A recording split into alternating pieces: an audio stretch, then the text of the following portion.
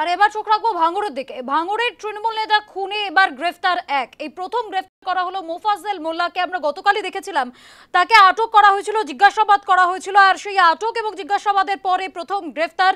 পুলিশের জালে মোফাজ্জেল মোল্লা রাজনৈতিক রেষারেষির জেরে খুন বলে প্রাথমিক অনুমান পুলিশের। নিহত রাজ্জাক খাঁয়ের মোবাইলে কল লিস্টে মোফাজ্জলের নাম রয়েছে। শনিবার মোফাজ্জলকে আটক করে জিজ্ঞাসাবাদ করা হয়েছিল।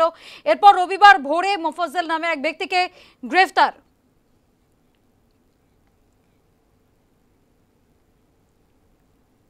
ক্যানিং পূর্বের বিধায়ক শওকত মোল্লা তিনি কি বলছেন আমরা শুনবো।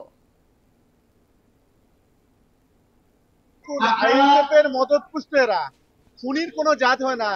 আমরা এফআইআর এ কোনো নাম দিইনি, আমরা প্রকৃত খুনিদের অ্যারেস্ট করার কথা বলেছিলাম। পুলিশকে ধন্যবাদ জানাবো, যেই হোক না কেন তার দৃষ্টান্তমূলক শাস্তি এবং তার ফাঁসি চাই। আমরা শাস্তি তো দূরের কথা, ফাঁসি চাই। এর সঙ্গে যে বা যারা জড়িত আছে এবং এর উৎস কোথায় সেটাকেও খুঁজে বের করতে হবে, এর পিছনে কারা আছে। তৃণমূলের কোনো গোষ্ঠীতন্ত্রের কোনো বিষয় এখানে নেই।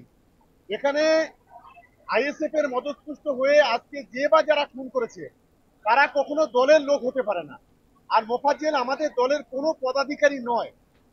লক্ষ লক্ষ মানুষ তৃণমূল, কোটি কোটি মানুষ তৃণমূল কংগ্রেসে আছে। তৃণমূল কংগ্রেসের ঘাড়ে দোষ চাপিয়ে লাভ নেই। আমি আজও বলছি এরা আইএসএফ এর মদতপুষ্ট হয়ে এই ঘটনা ঘটিয়েছে।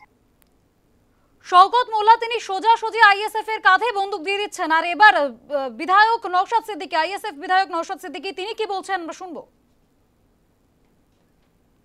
কোন শওকত মোল্লা সাহেব কাকে কি সার্টিফিকেট দেবে তা নিয়ে আমাদেরকে চলতে হবে এটা তো নয়। উনি নিজেই notorious criminal. National human rights commission ওনাকে বলেছেন, মমতা ব্যানার্জি বলেছেন তুই বোম মারিস। উনি আইএসএফ এর ছেলেদের সম্পর্কে বাজে মন্তব্য আমার সম্পর্কে দেখে দেওয়ার চেষ্টা করেছিল, এই খুনের আমাদেরকে জড়ানোর চেষ্টা করেছিল। কিন্তু উনার পরিবার এই তার প্ল্যানকে ভেস্তে দিয়েছে। বুথ স্তরে বা বিভিন্ন স্তরে ওনার ভাইয়ের, ওনার দাদা পরিবারের সদস্যর সাথে আমাদের আইএসএফ এর সৌজন্যতা রাজনীতি ছিল, তিনি এটা অকপটে স্বীকার করেছেন। এখন পুলিশ যাকে গ্রেফতার করেছে তিনি শওকত মোল্লা ঘনিষ্ঠ, আর যে খুন হয়েছে রাজ্জাক খাঁ তিনিও শওকত মোল্লা ঘনিষ্ঠ। এখন দেখার বিষয় আগামীতে বড় বড় মাথাগুলো আর বাকি কে কে আছে তাকে খুঁজে বার করতে হবে এই খুনের সাথে। এটা নিয়ে যত আমরা চর্চা করব, যাতে না চর্চা করতে পারি, যাতে আবার আইএসএফ কে ডেকে দিতে পারি, এরা তোলাবাজির কারণ হোক বা অন্য কোনো কারণে নিজেদের মধ্যে মারামারি করে মরছে, এই কারণে আমাদেরকে ডেকে দেওয়ার চেষ্টা করছে। আমরা শওকত মোল্লার কথায় বিচলিত নয়। ওই দিনকে রাত্রে 10 তারিখ রাত্রে শওকত মোল্লার গায়ের কাছে গা ঘেঁষে দাঁড়িয়েছিল এই মোফাজ্জেল মোল্লা।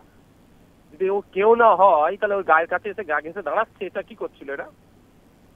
আহসান মোল্লার সাথে একাধিক ছবি আছে, বিভিন্ন নেতাদের সাথে একাধিক ছবি আছে, এও একজন নেতা। সেটা এখন অস্বীকার করলে হবে না তো। আগামী দিনে আরো বেশ কিছু নেতার নাম বেরোবে সঠিক তদন্ত হলে এই খুনের সাথে।